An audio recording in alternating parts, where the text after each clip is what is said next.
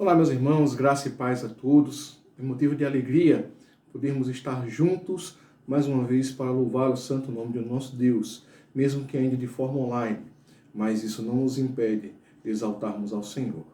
Vamos iniciar o nosso culto. Eu gostaria de, a princípio, ler uma porção da palavra do Senhor nesse momento. Ela se encontra em Mateus, capítulo 7, dos versículos 7 a 8. Mateus, capítulo 7, versículos 7 e 8. E assim afirma a palavra do nosso Deus: Pedi e dar-se-vos-á, buscai e achareis, batei e abrir-se-vos-á. Pois todo o que pede recebe, o que busca encontra, e a quem bate abrir-se-lhe-á. Vamos orar, dando início ao nosso culto. Senhor Deus, muito obrigado, Pai, pela oportunidade que Tu nos dás, Senhor, de mesmo reclusos em nossas casas, nós podemos exaltar e louvar o Teu santo nome, não simplesmente de forma individual, mas como igreja do Senhor. Sabemos que nós somos templos do Teu Santo Espírito e que, independente do local onde estejamos, nós, mesmo separados, nós podemos nos unir de forma online e louvar o Teu santo nome como igreja, como povo do Senhor, como povo da aliança, Senhor. Pai, nós estamos aqui para prestar um serviço a Ti, para prestar um culto a Ti. E não negamos, Senhor, que também estamos buscando algo. Estamos buscando a Tua voz. Estamos pedindo, como a Tua palavra acabou de dizer, estamos pedindo a Ti, Senhor, que Tu fales conosco por meio da Tua palavra. Estamos pedindo que Tu aceites os nossos louvores que serão entoados. Estamos pedindo, Senhor, que Tu, pela Tua misericórdia e graça, receba a nossa adoração.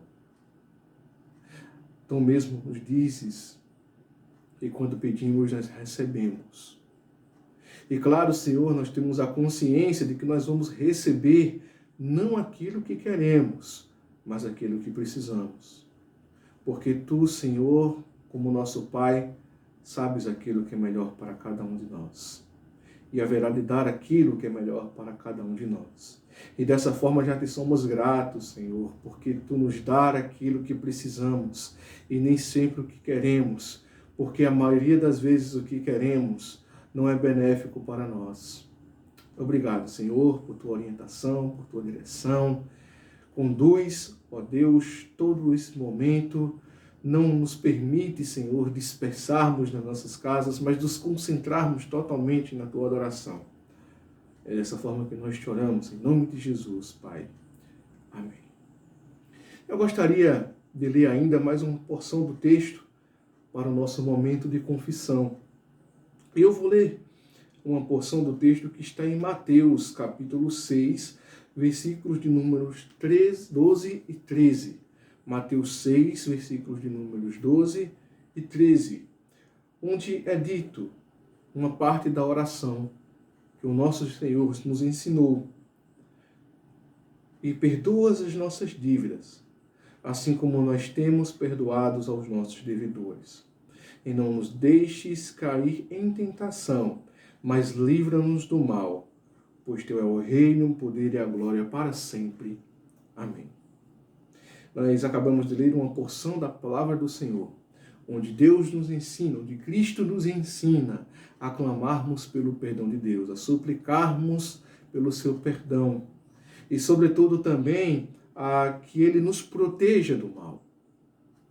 Nós temos esses momentos de confissão no nosso culto, não são apenas para cumprir uma liturgia, não é apenas um ritual de domingo que nós devemos fazer de manhã ou à noite, mas isto é algo que deve ser constante em nossas vidas.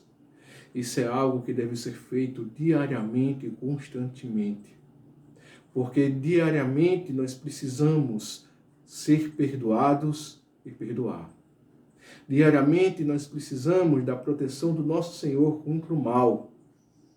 É isso que Cristo nos ensinou a pedir. E é dessa forma que nós vamos proceder mais uma vez. Vamos orar mais dessa vez. Clame ao Senhor pelo seu perdão. clame ao Senhor pela sua misericórdia, porque só Ele é capaz de perdoar as nossas dívidas, as nossas ofensas, os nossos pecados, aquilo que fazemos que desagrada ao Senhor e que fere a sua palavra. Oremos em nome do Senhor. Senhor Deus, mais uma vez estamos em oração, Senhor, perante Ti. Agora, Senhor, clamando pelas Tuas misericórdias, clamando, Senhor, para que mais uma vez Tu sejas compassivo conosco e Tu, Senhor, perdoe os nossos pecados, perdoe as nossas dívidas, perdoe as nossas faltas. Perdoe-nos, Senhor, pelos pensamentos que temos que são impróprios e que muitas vezes vêm às nossas mentes, Senhor, sem que nós queiramos. E perdoa-nos, sobretudo, Senhor, por aqueles pensamentos e atos que também fazemos de livre e espontânea vontade. Que também temos a consciência, Senhor, de que estamos errando, seja por mentira, seja por pensamentos, seja por palavras indevidas, seja por acessos em internets ou em canais ou em filmes que também não são próprios, seja por qualquer tipo de atitude, Senhor, que desagrada a Tua palavra. Eu não sei a atitude dos irmãos. Os irmãos não sabem também as minhas ações. Mas nós todos sabemos que Tu perscruta os nossos corações, que Tu sondas o mais íntimo do nosso ser. E lá, Senhor, Você tem acesso, Senhor, a tudo aquilo que fazemos e que tem Te desagradado.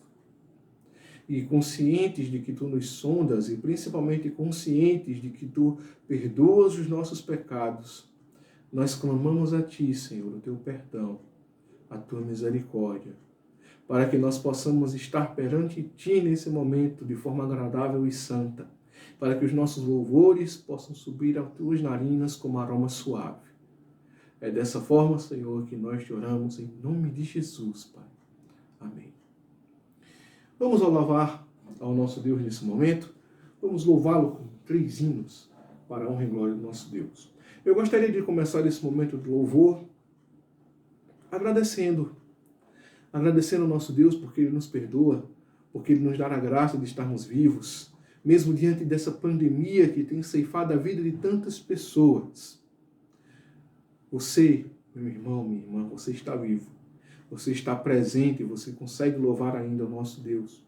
Mesmo diante de tantas dificuldades que nos assolam, mesmo diante de tantas perdas que nós temos, mesmo diante de tantos males que o mundo ele jaz no maligno, nós temos sempre motivos para agradecer. Mesmo que o nosso coração ele esteja machucado, mas há motivos de gratidão. Porque o nosso Deus, ele não muda. Porque o nosso Deus, ele sempre está conosco. Então vamos louvar o nosso Senhor e vamos dizer a Ele: Senhor, eu te agradeço por tudo que tens feito. Eu te agradeço por tudo que vais fazer.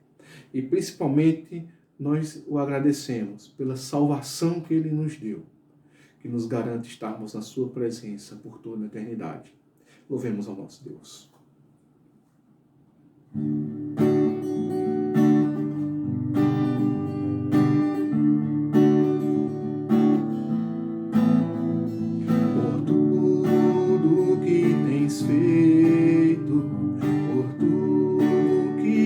Fazer por tuas promessas e tudo que és, eu quero te agradecer com todo o meu ser.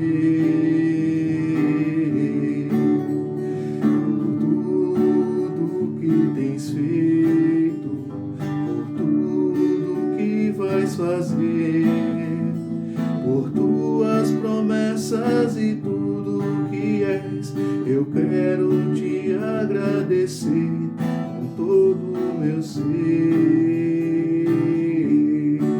Te agradeço, meu Senhor. Te agradeço, meu Senhor. Te agradeço por me libertar e salvar, por ter morrido em meu lugar.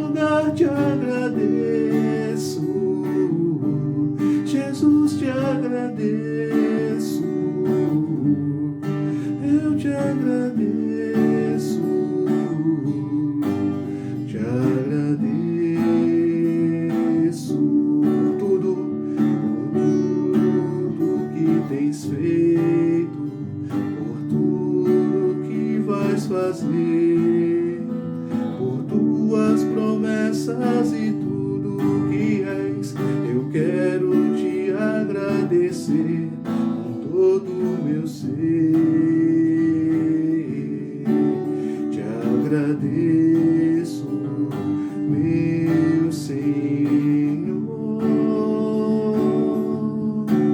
te agradeço, meu Senhor, te agradeço por me libertar e salvar, por ter morrido em meu lugar. Te agradeço, Jesus, te agradeço, eu te agradeço, te agradeço,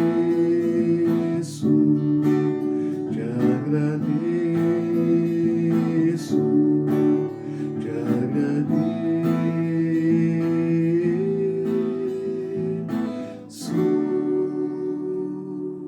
Louvado seja o nosso Deus.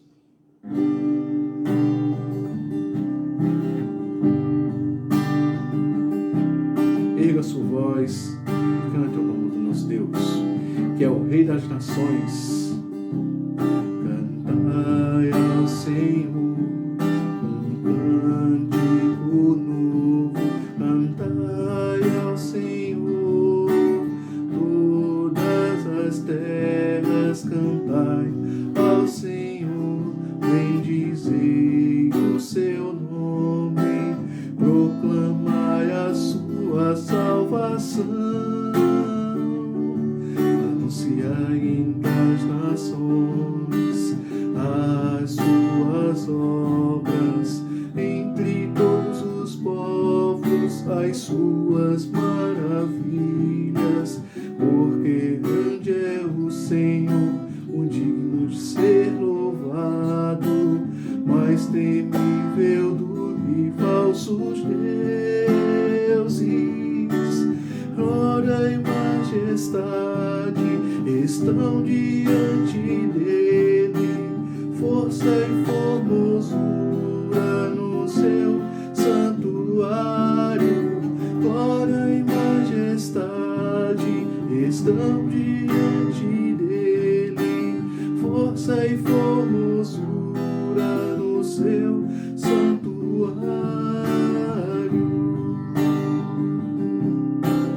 Mais uma vez, cantai ao Senhor, cantai ao Senhor um cântico novo, cantai ao Senhor todas as terras, cantai ao Senhor, bendizei o seu nome, proclamai a sua salvação, anunciai entre as nações as suas obras, entre todos os povos as suas maravilhas, porque grande é o Senhor e muito digno de ser louvado, mais temível do que falsos deuses. Glória e majestade estão diante dele, força e formosura no seu santuário. Glória e majestade estão diante dele, força e formosura no seu santuário.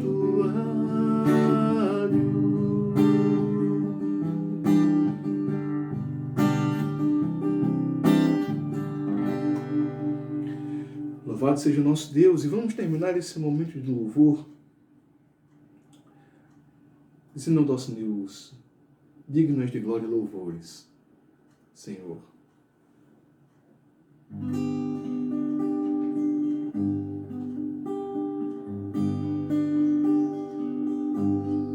Digno és de glórias e louvores, levantemos nossas mãos, te adoramos, ó Senhor. Digno és de glórias e louvores, levantemos nossas nossas mãos, te adoramos, ó Senhor, porque grande és tu, maravilhas fazes tu, não há outro igual a ti, não há outro igual a ti, porque grande és tu, maravilhas fazes tu, não há outro igual a ti, não há outro igual a ti, Senhor.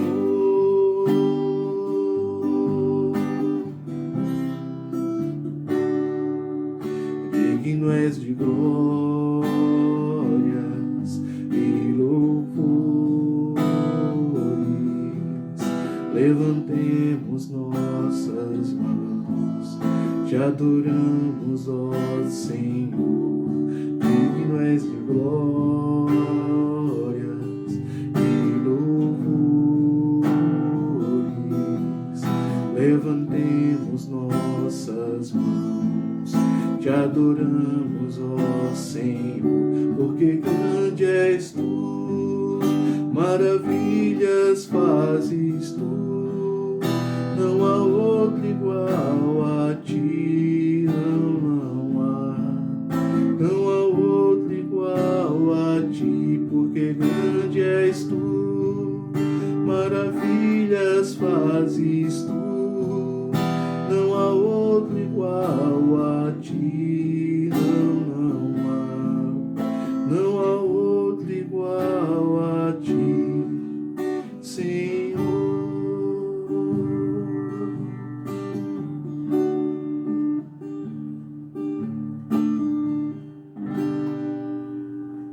Amém. Glorificado seja o nome do nosso Deus. Vamos, então, meditar na palavra do Senhor nesse momento. E eu gostaria que desde já você abrisse a sua Bíblia. Não deixe de abri-la, mesmo você estando em casa. Eu sei que às vezes nós estamos numa certa comodidade e tratamos às vezes o culto apenas como um programa de televisão normal ou como um filme que a gente assiste e ficamos ali apenas vendo, né, o ministrante, o pregador, mas não faça isso, meus irmãos. Você está num culto. Faça da sua casa um templo, como de fato deve ser. Abra sua Bíblia. Abra sua Bíblia e vamos ouvir o que Deus tem a falar com cada um de nós. Abra sua Bíblia no Evangelho de Mateus. Mateus, capítulo 6. Nós vamos meditar num dos textos, e certamente o mais conhecido de todas as Escrituras, que é a oração dominical, ou a oração do Pai Nosso, esse modelo de oração que Cristo nos ensinou.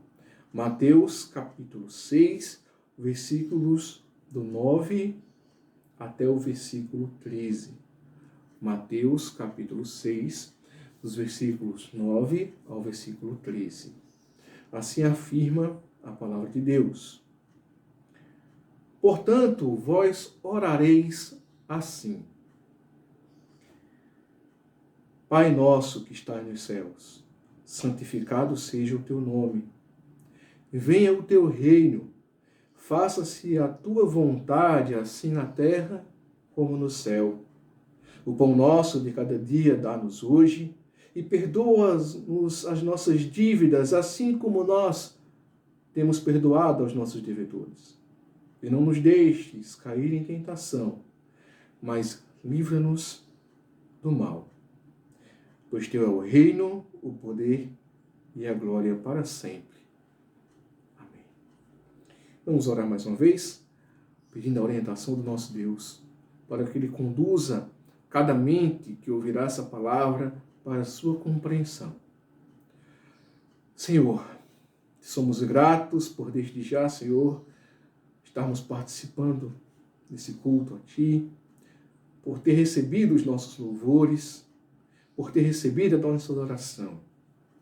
E desde já te rogamos, Senhor, que Tu catives a nossa mente e nos ajude na compreensão da Tua palavra. Nos ajuda, Senhor, a compreender as lições que estão dispostas nesse texto, Senhor. para a honra e glória do teu santo nome. Amém. Desde que nascemos, nós sempre vivemos uma vida de dependência. Nós dependemos dos nossos pais quando nós somos recém-nascidos, isso para todas as nossas necessidades. Quando maiores um pouco, na adolescência ou ainda na juventude, nós dependemos dos nossos pais para o nosso sustento. Afinal, nós moramos na casa deles, nós recebemos o dinheiro deles, tudo vem da parte deles. E se nós formos analisar bem, nós dependemos de escolas, nós dependemos de emprego, nós dependemos de dinheiro. E é interessante porque nós não nos preocupamos em anunciar que dependemos de todas essas coisas. Nós constantemente afirmamos que nós precisamos ter um emprego. Nós estamos num contexto em que muitos perderam seus empregos. Muitas escolas foram fechadas. E nesse contexto nós vemos a dependência das pessoas com relação a isso. E a afirmação delas de que de fato dependem de seus empregos para poder sustentar os seus lares. Nada mais do que correto. Mas tem uma coisa que preocupa o meu coração. E é como nós não nos preocupamos em declarar a nossa dependência daquele que criou todas as coisas. A nossa dependência desse ser que está nos céus, sentado no seu trono, que dele parte todas essas coisas. Dele é que vem nosso emprego, dele é que vem nosso dinheiro, dele é que vem nosso sustento. Dele é que vem tudo que nós precisamos, tudo que nós temos. O ar que nós respiramos quando acordamos hoje pela manhã vem da parte dele. Se ele não nos permitir respirarmos, nós não estaremos vivos. Tudo depende dele. E eu me preocupo porque nós não buscamos declarar a Deus a nossa dependência de sua parte. Manifestar a ele que tudo vem da parte dele, que a nossa vida depende dele. E anunciar isso é uma das maiores necessidades humanas. Anunciar isso é nada mais do que a nossa obrigação. E esse é o assunto do nosso texto. Vocês sabem muito bem que o Evangelho de Mateus, ele foi escrito com o objetivo de convencer os judeus de que Cristo era o Messias que haveria de vir. E para isso, ele vai usar de algumas estratégias. Você vai perceber que o seu livro ele inicia com uma genealogia. E ele faz isso de forma intencional. Ele mostra aqui as credenciais do nosso Senhor. Mostra a sua raiz, que veio de Abraão, que veio de Davi. Mostra toda a sua genealogia até chegar ali na pessoa de José, no ventre de Maria, de onde nasceu o menino Jesus, de onde Deus se fez homem. Durante esse livro, ele vai citar algumas passagens do Antigo Testamento ainda, mostrando que essas passagens elas são o cumprimento, elas foram cumpridas, aliás, com a vinda do nosso Senhor. Mas, além disso, ele apresenta ainda a autoridade de Jesus por meio dos seus ensinos, por meio de suas pregações, registrando em seu evangelho pelo menos 5 sermões proferidos por Jesus. E um desses sermões, provavelmente o mais conhecido, é o Sermão do Monte ou o Sermão da Montanha, o primeiro sermão registrado aqui por Mateus. Ele está aqui do capítulo 5 até o capítulo 7 desse evangelho.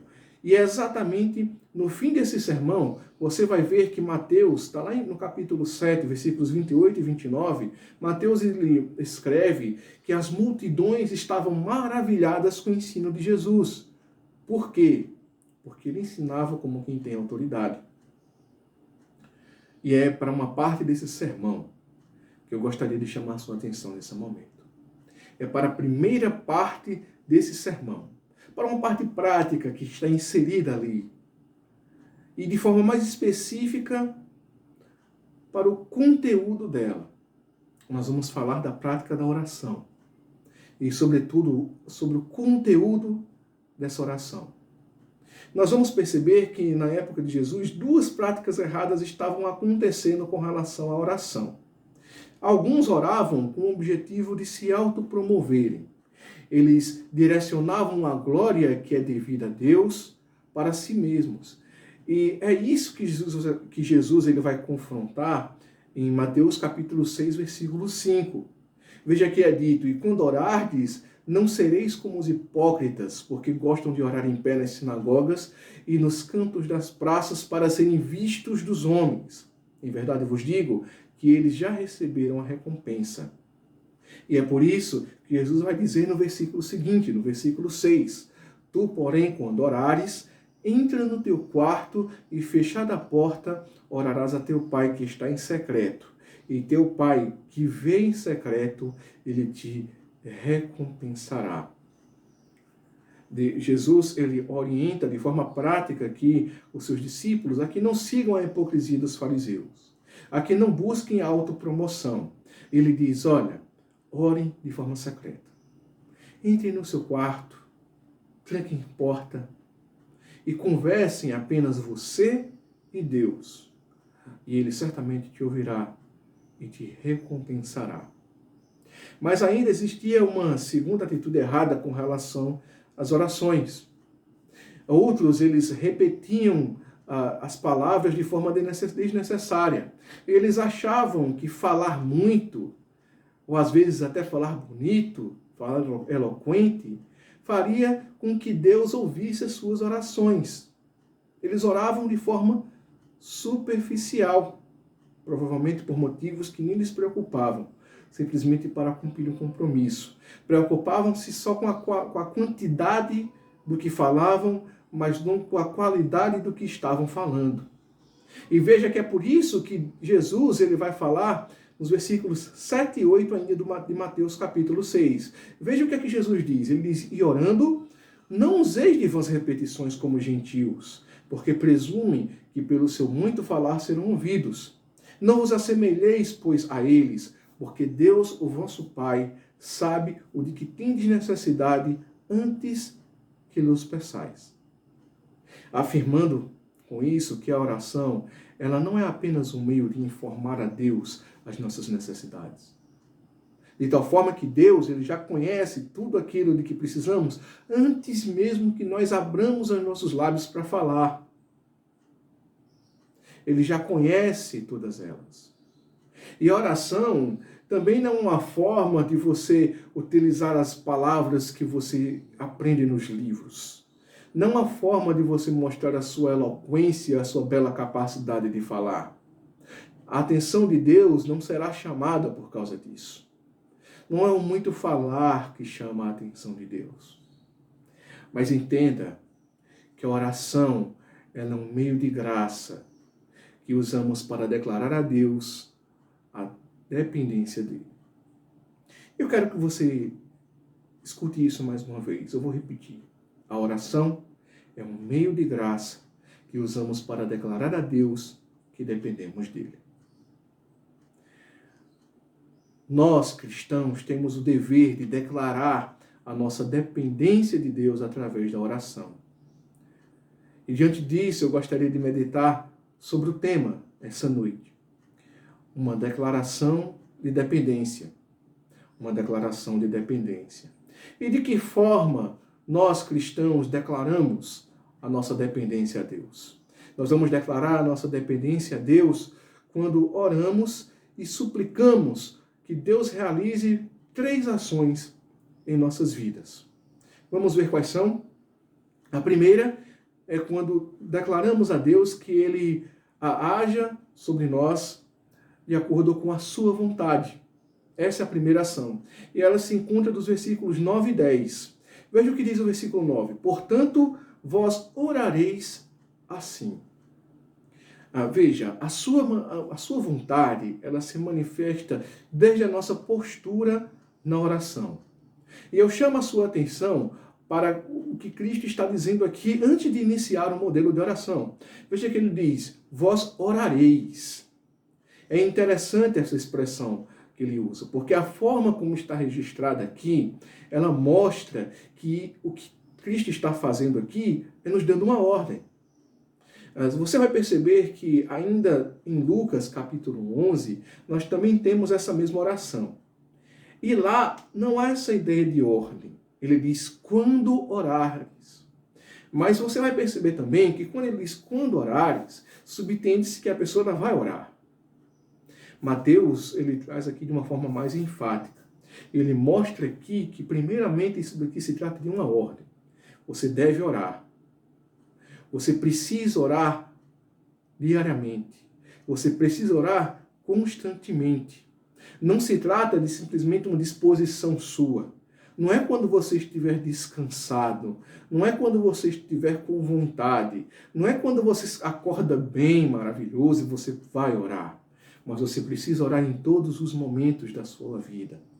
De tal forma que até o apóstolo Paulo, na sua carta aos Tessalonicenses, ele vai dizer lá no final dela, orai sem cessar. E é dessa forma que nós devemos orar, com constância.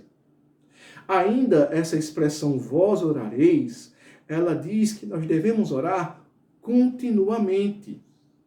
E é interessante que alguns, meus irmãos, vão usar esse sentido para dizer que Jesus está falando aqui que nós devemos orar exatamente igual como está aqui.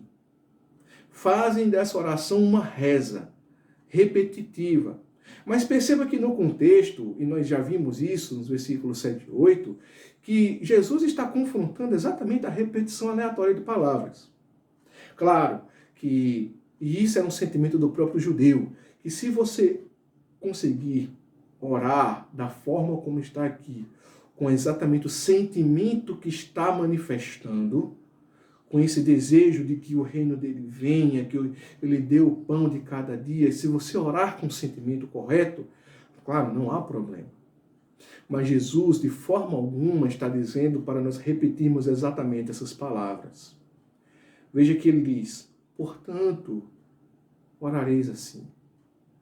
Quando nós vamos ver o original, ele diz dessa forma, conforme o que está aqui. O que Jesus está dizendo aqui, sigam esse modelo. Sigam esse conteúdo que nós temos aqui para as suas orações, porque esses pontos que tem aqui são os pontos mais importantes que vocês precisam clamar a Deus. Por isso, o primeiro ponto é que você precisa clamar pela vontade do Senhor. Mas ainda, meus irmãos, você vai perceber que essa expressão, vós orareis, ela nos manda orar continuamente por nós e pela nossa mudança. Porque a oração, meus irmãos, ao contrário do que muitos pregam por aí, ela não muda o coração de Deus. Ela não muda a vontade de Deus. Ela não muda os decretos de Deus. Ela muda a mim e a você. Ela muda a cada um de nós. Nós oramos para que Deus nos mude, para que Deus nos transforme, para que Deus transforme as nossas vidas. E ainda, você vai perceber que durante todo esse modelo de oração, nós temos sempre a constância do orar pelo outro. É sempre nosso pão, perdoa as nossas dívidas, como nós temos perdoado. Veja que é uma constância do nós e não do eu. A oração que o nosso Senhor ensina não é uma oração egoísta, não é uma oração individualista, não é uma oração que pensa em você mesmo. E veja que é uma outra coisa que ele também criticou anteriormente a essa oração, a hipocrisia. Homens que se levantavam nas sinagogas para orarem por si mesmos, buscando glórias para si. A oração é uma oração que pensa no outro. A oração deve ser motivada também a pensar no nosso próximo. Parece difícil nós termos esses tipos de postura constantes em cumprimento à ordem do Senhor, mesmo sabendo dos benefícios que nós temos com a oração. Mas eu acredito que o próprio conteúdo da oração, ela nos motiva a que tenhamos essa postura. E veja então que Cristo, ele inicia dizendo, Pai nosso que está nos céus. Veja como isso é belo, meu irmão, porque ele diz Pai nosso. E alguns estudiosos vão afirmar que era comum nas orações judaicas chamar Deus de nosso Pai. Mas não é simplesmente assim, não é simplesmente algo comum. E por que eu digo isso? Porque Jesus nos ensina, perceba que nós temos um Pai, que ele é nosso. E não no sentido de posse, não é que nós possuímos a Deus, mas é um pai que ele cuida dos seus filhos, que ele cuida daqueles que são seus, que ele tem os seus olhos voltados para as suas criaturas, e que é um ser que atenta para os seus filhos, que cuida, que zela, e que não é simplesmente um pai terreno, mas é aquele que está nos céus, o lugar de sua morada, nas regiões celestiais. Ou seja, o nosso Pai, aquele que cuida de nós, é o Deus Criador de todas as coisas, é o Senhor Todo-Poderoso, é aquele que está no seu trono, regendo toda a sua criação. E diante disso, a única coisa que nos resta é suplicar, é pedir, é clamar. E Mateus, então, ele vai usar expressões que são usadas para ordens aqui, para manifestar essa intensidade com que devemos suplicar. E a que nós devemos suplicar com tanta intensidade? É o que Jesus vai nos ensinar em seguida. Nós devemos suplicar intensamente para que santificado seja o nome do nosso Senhor. O nome dele é santo. E nós devemos suplicar para que seja santificado o nome dele. E parece estranho, né? Você suplicar por algo que Deus ele já é. Mas quando nós vamos olhar essa expressão no seu original, nós vamos perceber que o sentido aqui é de que as nossas ações, de que as nossas atitudes, elas promovam a santidade de Deus. Lembre-se, nós já falamos aqui, a oração, ela não transforma, ela não muda os desejos de Deus, os decretos de Deus, mas ela muda a cada um de nós. Nós oramos para que nós sejamos transformados. E o povo judeu, ele buscava viver de acordo com o que oravam. Eles zelavam por uma vida santa, porque Deus seria santificado por suas vidas de integridade, por suas vidas de santidade. E eles sabiam que uma vida de pecado profanaria o nome do Senhor. E o nome era algo muito zelado naquela época. O nome, como vocês bem sabem, não era simplesmente hoje que nós escolhemos porque achamos um nome bonito, ou porque um jogador de futebol ou um ator de televisão tem um nome, nós achamos belo, colocamos nos nossos filhos. Mas o nome era escolhido como expressão daquilo que a pessoa é. Logo, o nome de Deus, ele expressa quem ele é. E conhecedores das características de Deus, da natureza de Deus, eles oravam para que o nome de Deus fosse santificado, porque eles sabiam que Deus era santo. E orar para que Deus seja santificado é orar para que as nossas vidas, elas transformem, elas manifestem a santidade do nosso Deus. É por isso que nós devemos orar. Mas não apenas por isso. Nós devemos orar para que venha o reino de Deus. É o que ele diz, venha o teu reino, que o reino dele venha. E esse clamor é muito importante, meus irmãos. Naquela época, nós vamos perceber que nós tínhamos ali o domínio dos romanos. O povo judeu estava sob o governo de imperadores. E é bom destacar que o povo de Israel ele estava sujeito a outros povos. E parece que era muito comum na vida deles. Se nós voltarmos um pouco lá no Antigo Testamento, nós vamos ver que Deus tirou o seu povo do meio de um governo egípcio. Então Cristo, ele resgata em sua oração a necessidade de estar sobre o governo do reino de Deus. Lembre-se também de que foi o povo que pediu um rei terreno. E Deus permitiu. Mas ele já tinha o Senhor lá no Antigo Testamento como seu rei, como seu governante, como seu imperador maior. Logo que Cristo está nos orientando aqui, o que ele está resgatando nossa oração, é que nós clamemos pelo reino de Deus. A palavra reino, ela não se refere apenas a um local comandado por um rei. A ideia aqui é de que há a soberania desse rei, a autoridade real dele, o domínio da parte dele. E por que nós devemos suplicar pela vinda desse rei? Porque com esse reino estabelecido, a sua vontade seria plenamente estabelecida. E é por isso que nós vemos aqui uma terceira súplica ao nosso Senhor, que é: faça-se a tua vontade, assim na terra como nos céus. Que a vontade dele seja feita. E aqui, assim como a primeira petição pela vontade do Senhor, nós devemos orar para que a vontade de Deus seja cumprida em nós e através de nós. E não apenas em nós, mas também em toda a criação. E é por isso que o nosso clamor deve ser bem específico, assim na terra como nos céus. Aquele reino que está estabelecido nos céus, com o nosso Senhor sentado à destra de Deus, ele deve se estabelecer na terra. Nós devemos clamar para que a sua vontade seja estabelecida em todo o universo, em tudo aquilo que existe. Pois tudo que ele criou está sujeito a ele. E tudo que ele criou deve continuar sujeito a ele, deve sujeitar a ele.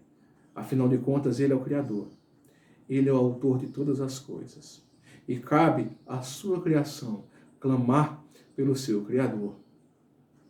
É interessante, nós vivemos num contexto em que nos sujeitamos aos decretos dos governadores de nossa época. E nós não hesitamos em fazer isso. Simplesmente é dito: fique em casa, você fica. Saia de casa, você começa a sair. É lockdown, você está trancado, fecha as igrejas fecham. E nós nos sujeitamos a esses governadores. Claro que primeiro é a obediência ao nosso Deus e não a eles, porque o nosso Deus diz que nós devemos também nos sujeitar aos nossos governantes, quando esses estiverem de acordo com a palavra do Senhor. Mas o que me chama a atenção é que nós realizamos a vontade de quem não merece a nossa obediência. E não suplicamos para obedecer àquele que merece a nossa obediência. Cristo, ele constantemente orava para que a vontade de Deus fosse estabelecida sobre a sua vida. Lembre-se do que ele fez no Getsemane. Antes da sua crucificação. Ele disse: Pai, se possível, passa de mim esse cálice, mas que seja feita a tua vontade. Se ele, que é filho de Deus, se sujeitou à vontade do Pai, quanto mais nós, meus irmãos. Mas ainda há uma segunda ação, a segunda súplica que nós devemos desejar em nossas orações. E é o seu perdão. E isso se encontra nos versículos 11 e 12. Veja que assim inicia: o pão nosso de cada dia dá-nos hoje. Bem, perceba que nesse segundo momento de oração há uma mudança de direção. Após clamar pela presença de Deus sobre a criação, por meio do seu reino, por meio da sua vontade estabelecida nos céus e na terra, pela manutenção dele é que nós vamos clamar agora. Nós vamos clamar a Deus para que ele continue mantendo a sua criação, na consciência de que nós temos um Deus que se importa conosco, que tem todo o poder em suas mãos. Nós nos sentimos então aptos a suplicar por seu favor e nos sustentar. E por isso, Jesus ele nos orienta a suplicar pelo sustento físico e pelo sustento espiritual.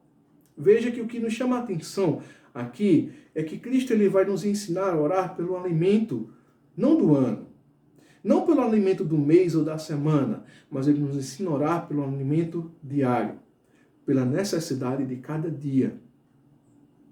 Nós podemos elencar várias razões para esse tipo de oração. E eu gostaria de destacar pelo menos duas aqui.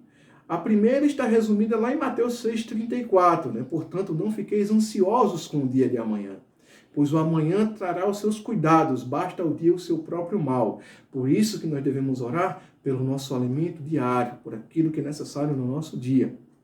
E a segunda está resumida em Mateus 7, versículos 7 e 8. Pedi e dar-se-vos-á, buscai e achareis, batei e abrir-se-vos-á, pois todo o que pede recebe, o que busca encontra, e a quem bate abrir-se-lhe-á. Deus, ele vai nos dar aquilo de que precisamos, quando nós pedimos. Como eu já disse, ele não vai nos dar, a promessa aqui não é nos dar aquilo que queremos, mas é nos dar aquilo que precisamos.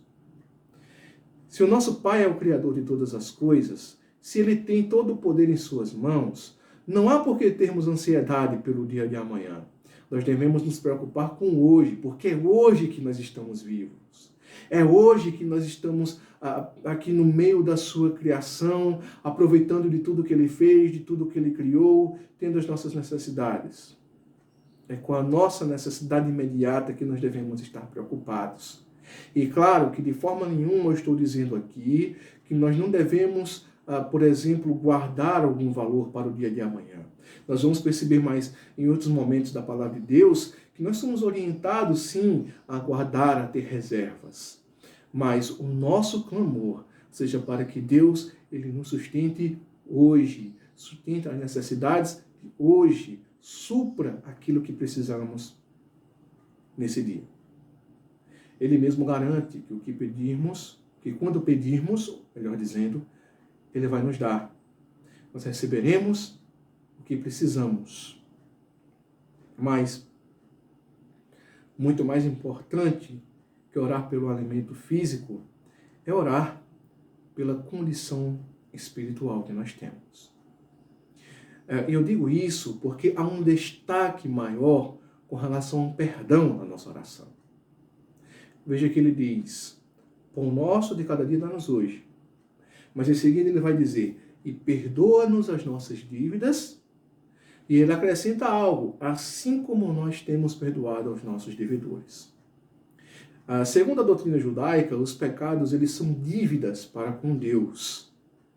A lei bíblica ela exigia o perdão de tempos em tempos de quem devia dinheiro, por exemplo. Isso era uma cultura daquela época. A ideia aqui é como se fosse um empréstimo. Uma soma que talvez não se possa pagar e pede-se que a pessoa a quem se deve perdoe a nossa dívida. Essa ideia é lançada então sobre o pecado. Nós temos uma dívida com Deus, o pecado, que começou lá desde Adão.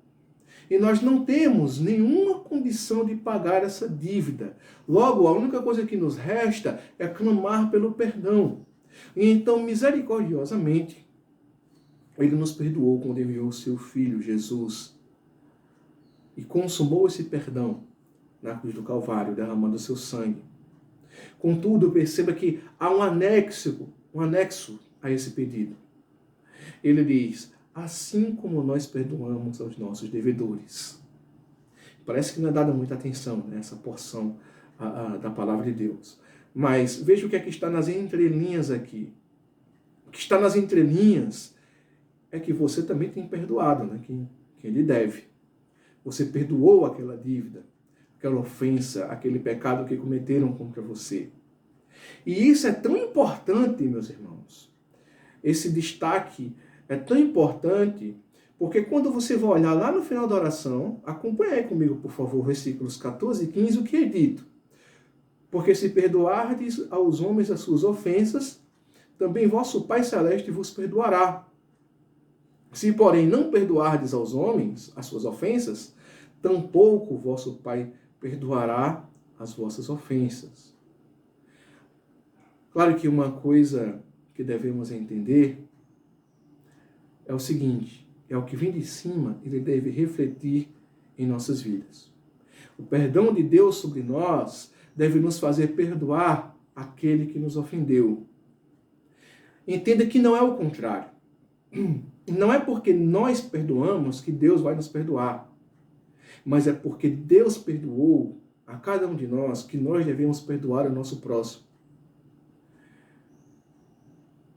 Se fosse assim, se fosse por causa de nós que perdoamos, nós estaríamos perdoando por mero interesse. Estaríamos sendo hipócritas. Como Jesus critica anteriormente. É exatamente isso, a hipocrisia que Jesus está condenando no seu discurso. Eu lembro de uma passagem que está ainda em Mateus capítulo 18. Jesus ele vai contar a parábola de um credor incompassivo. Vocês devem estar muito bem lembrados dessa parábola. Um homem ele devia 10.000 a um rei. E não podendo pagar, ele suplicou a esse rei que tivesse paciência com ele. E esse rei, sendo compassivo, perdoou. Quando é mais adiante, esse homem encontra um conservo seu que lhe devia apenas 100 denários. Esse conservo ele também clama pelo perdão, Mas esse homem que foi perdoado pelo rei não perdoou. O rei, sabendo dessa atitude que ele teve, se enfureceu. Afirmou que ele devia ter perdoado, assim como ele foi perdoado. Então castigou até que ele pagasse toda a dívida. E o que me chama a atenção nessa parábola é que Cristo afirma que a atitude do rei reflete a atitude do reino dos céus. Seus discípulos, eles deviam entender que o perdão é a essência da vida cristã. Os alimentos, eles suprem a nossa fome. Mas basta algum tempo e estaremos com fome novamente. Mas o perdão, meus irmãos, ele supre a nossa alma. E se somos perdoados por Deus, nós temos um conforto eterno, porque Ele perdoa para todo sempre, não por um momento. Ele não perdoa hoje, Ele não vai nos perdoar hoje e amanhã deixará de nos perdoar. Mas o perdão dele que nos alcançou para toda a nossa vida. O fato de precisarmos orar constantemente por perdão, não é porque esse perdão ele é temporário, mas é porque nós pecamos diariamente, porque nós pecamos constantemente.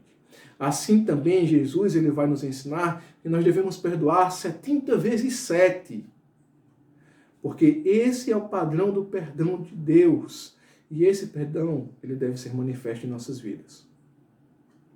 Mas ainda, meus irmãos, há uma última ação de Deus que nós devemos suplicar em nossas orações, mostrando que nós dependemos dele. E é a súplica pela sua proteção. Nós vamos ver isso no versículo de número 13.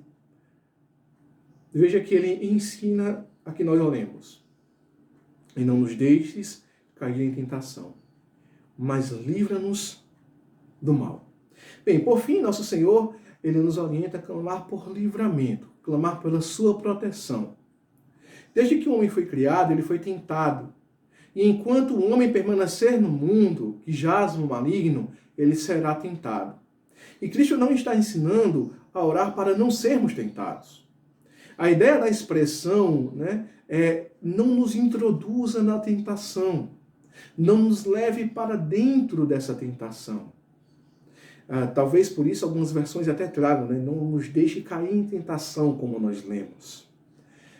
E talvez você ache estranha essa oração. Afinal, por que orar para que Deus não nos traga para dentro da tentação?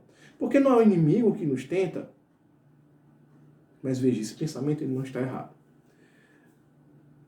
Por isso ele nos ensina, livra-nos do mal, ou livra-nos do maligno, como algumas outras versões trazem. Nós sabemos muito bem, Deus ele não tenta, assim também como ele não é tentado. Mas Deus permite que o maligno nos tente. Não foi ele que permitiu que o maligno tentasse Eva? Não foi ele quem permitiu que o maligno agisse na vida de Jó? A ação do maligno sobre a terra e a sua atitude de tentar os crentes só acontece porque Deus está permitindo. Eu lembro aqui as palavras do Martinho Lutero, que ele disse que o inimigo, o maligno, ele é como um cão preso à corrente de Deus. E ele só vai até aquele limite que Deus permite. A questão é que ainda não chegou o momento da aniquilação total do maligno por Deus. E enquanto isso, cabe a nós suplicar a Deus para que não caiamos nas ciladas do inimigo, que não sejamos soterrados na profundeza do pecado. E é por isso que nós devemos orar, é por isso que Cristo nos ensina, livra-nos. E os estudiosos vão afirmar aqui que esse significado não era comum no Novo Testamento, mas às vezes que aparece, ele tem um sentido de salvar, salva-nos. Não deve ser difícil reconhecermos isso. Afinal, as primeiras súplicas que Cristo nos ensina desse modelo de oração, eles apontam para um Deus todo-poderoso, para um Deus santo, para um Deus soberano, para um governador de um reino celestial, ao qual devemos estar sujeitos à sua vontade. Vontade que se manifesta na terra e no céu. E por que nós devemos orar a esse Deus? Porque dele é o reino, o poder e a glória para sempre. Eu quero que chame só a sua atenção aqui, que essa expressão, né, pois teu é o reino, o poder e a glória para sempre, amém, ela está entre colchetes, né? A maioria das Bíblias traz ela em colchetes. E ela está assim porque a maioria das versões originais, né, dos manuscritos originais, ela não contém. Então há uma discussão entre os estudiosos se ela faz ou não parte da oração. Na tradição, os estudiosos vão afirmar que nos momentos de cultos de Israel, no momento do culto dos judeus, como porção da oração, às vezes era citado isso no final. Era como se fosse a nossa bênção apostólica, né? Vamos dar esse exemplo para vocês entenderem melhor. Que nós sempre afirmamos no final dos cultos. Então eles repetiam constantemente isso. Logo, uma grande parte dos manuscritos vai trazer essa porção no final. Mas, independente disso, isso não vai trazer prejuízo nenhum ao nosso entendimento.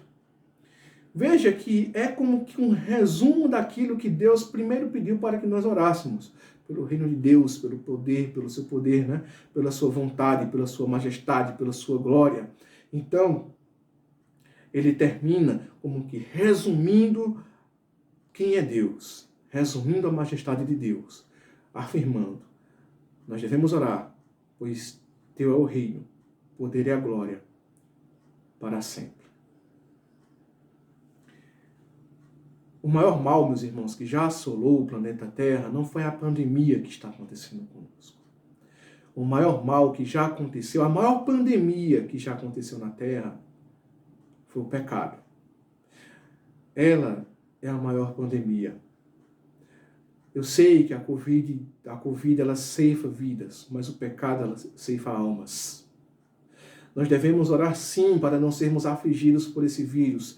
Devemos orar sim para que Deus zele por nossas famílias. Mas, sobretudo, nós devemos orar para que Deus salve a cada um de nós do maligno, da tentação do mal, para que Ele não nos permita cair em tentação, porque de nada adianta passarmos livres e ilesos da Covid-19 se nós perdermos a nossa alma para o pecado e para o mal. E diante do entendimento dessa oração, meus irmãos, nós vemos que há algumas práticas que precisamos realizar. Primeiro, você precisa, melhor dizendo, se submeter à vontade do Pai.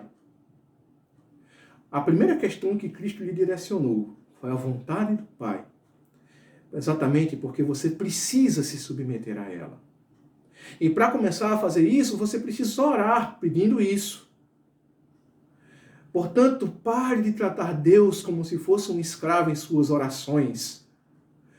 Pare de suplicar a Deus como se Ele devesse obedecer a sua voz. Pare de dizer a Deus que você tem que determinar a Ele o que Ele deve fazer.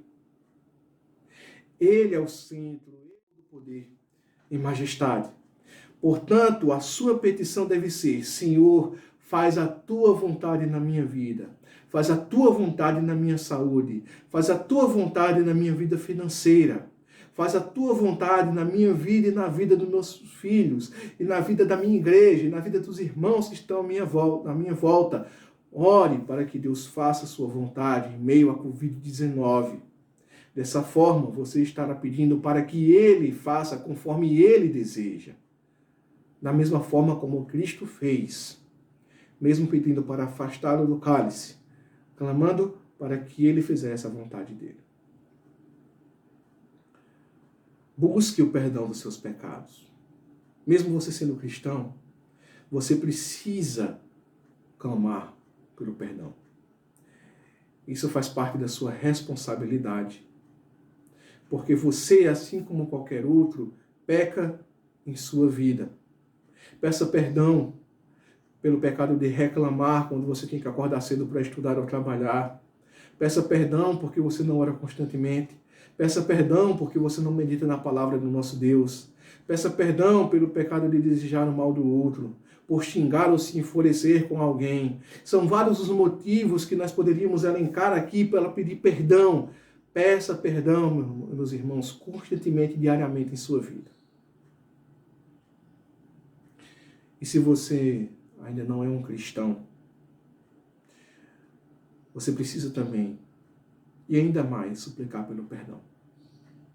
Porque o perdão, ele serve sobretudo para você que não é um crente em Cristo. que não tem a Deus como Senhor e Salvador de sua vida. Você precisa clamar para que Deus lhe perdoe. Ele pode perdoá-los. A obra do perdão ela já foi realizada por Cristo. Basta agora que ela lhe alcance. Basta agora que o sangue de Cristo derramado, ele seja derramado sobre a sua vida. E só o perdão de Deus sobre a sua vida pode fazer com que esse sangue lhe alcance. Portanto, ore pelo perdão de Deus, para que Ele tenha misericórdia da sua vida. Suplique a Deus que Ele proteja do mal. Desde que o mundo jaz no maligno, o mal ele ronda à nossa volta. E nós precisamos suplicar por isso. O inimigo, ele quer matar, roubar e destruir. E nós precisamos clamar para que ele não faça isso em nossas vidas. Desde que nascemos, meus irmãos, nós vivemos uma vida de dependência. Dependemos dos nossos pais, dependemos de escolas, de empregos, de condição financeira. Nós dependemos de tudo isso. Mas, sobretudo, nós dependemos do Senhor. E devemos clamar a Ele em oração. Devemos declarar a Ele a nossa dependência dEle. Portanto, meus irmãos, ore, clame a Deus. Declare constantemente e diariamente a sua dependência dEle, em nome de Jesus. Que Deus, Ele nos motive a declarar a nossa dependência dEle. Constantemente, por meio de nossas orações. Em nome de Jesus. Amém. Vamos orar? Encerrando esse momento para a honra e glória do nosso Deus. Senhor, muito obrigado pela Tua palavra manifesta, Pai. Obrigado, Senhor, por nos ensinar a orar. E, sobretudo, por nos ensinar a orar da forma como convém. Declarando que dependemos de Ti, Senhor. Porque, Senhor, só Tu és santo. Porque, Senhor, só Tu és poderoso. Porque, Senhor, só Tu mereces a nossa adoração, o nosso louvor. Porque, Senhor, é só de Ti que nós devemos depender. Obrigado, Pai, porque Tu nos sustenta fisicamente. Nos dá o nosso pão de cada dia, nos dá o ar que respiramos, nos dá alimentos, nos dá, Senhor, as nossas necessidades a cada dia. E diante disso, Senhor, nós te pedimos que Tu promovas em nós um coração grato. E que esse coração grato, Senhor, expresse a sua gratidão por meio da oração, declarando que depende única e exclusivamente de Ti, Senhor. Pai querido e amado, desde já nós Te oramos, Senhor, para que Tu supras as nossas necessidades hoje. Nós Te oramos, Senhor, para que de fato o Teu reino ele venha logo. Nós oramos, Senhor, para que Tua vontade seja estabelecida logo, diante de toda essa situação que nós estamos passando, Senhor. Pai, que seja feita a Tua vontade nas nossas vidas. Em nome de Jesus, Pai. Amém. Que Deus abençoe, meus irmãos, a cada um de vocês. Que tenham uma boa semana para a honra e glória do nosso Deus.